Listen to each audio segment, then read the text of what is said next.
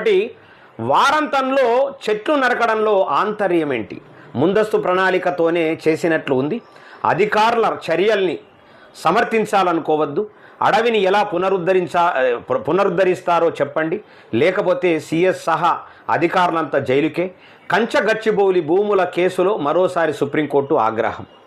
చూడు ఎంత దారుణం, ఇంకా అది దారుణం జరుగుతూ ఉన్నది. ఆ భూముల్లో అటవీ పునరుద్ధరణ చర్యలు చేపట్టాం. ప్రభుత్వ న్యాయవాది సింఘ్వి. తదుపరి విచారణ జూలై 23కు వాయిదా. వీకెండ్ చూసి చెట్లు నరకడంలో ఆంతర్యం ఏంటి? డజను బుల్డోజర్లతో 1000 చెట్లను నరికేశారు. దీన్ని ముందస్తు ప్రణాళికతోనే చేసినట్లు ప్రాథమికంగా కనిపిస్తోంది. అక్కడ చెట్ల నరికివేతకు పర్యావరణ అనుమతులు తీసుకున్నారా లేదా? అధికారుల చర్యలను సమర్థించాలని చూడొద్దు అంటూ కంచగచ్చిబౌలి భూముల వ్యవహారంలో తెలంగాణ ప్రభుత్వంపై సర్వోన్నత న్యాయస్థానం మరోసారి